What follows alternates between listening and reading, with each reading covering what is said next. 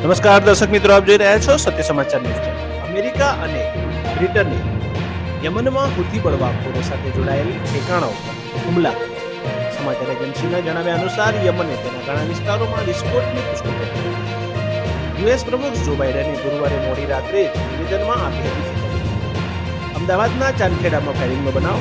તપોવન circle પાસે હવામાં 2 થી 3 રાઉન્ડ ફાયરિંગ. જમીન લે વેચનો વ્યવસાય કરતા શખ્સે કર્યું ફાયરિંગ. ગાંધીનગર ખાતે સ્વામી વિવેકાનંદ રમતોત્સવમાં હર્ષ સંઘવીનું નિવેદન. ઉત્તરાયણ પર્વ કે સૌ કોઈએ સમજદારી સમજવી જોઈએ, ચાઇનીઝ દોરીનો ઉપયોગ ન કરવો જોઈએ. ઉત્તરાયણમાં પવનને લઈ હવામાન નિષ્ણાંતે કરી આગાહી. રાજ્યના મોટાભાગના વિસ્તારમાં 10 થી 12 કિમીની ઝડપે ફૂંકાશે પવન. અમદાવાદમાં બપોર બાદ વધી શકે છે પવનની ગતિ. વાઇબ્રન્ટ ગુજરાત ગ્લોબલ સમિટમાં લુલુ ગ્રુપની મોટી જાહેરાત. અમદાવાદમાં દેશનો સૌથી મોટો મોલ બનાવવાની જાહેરાત. હાલમાં દેશનો સૌથી મોટો મોલ કેરળના કોચીમાં સ્થિત છે.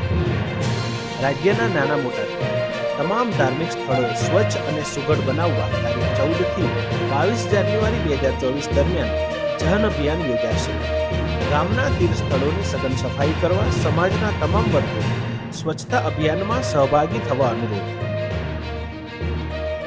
ગ્રીન અને રિન્યુએબલ એનર્જી વિશે જાણવા સંશોધન માટે યુવાનોમાં ભારે ઉત્સુકતા. ફોરેસ્ટના સ્ટોલમાં એંડા સાથે સેલ્ફી આકર્ષણનું કેન્દ્ર બન્યું. હરિયાણાના મુખ્યમંત્રી મનોહરલાલ ખટ્ટરે રાજ્યપાલ આચાર્ય દેવવ્રતજીની શુભેચ્છા મુલાકાત લીધી.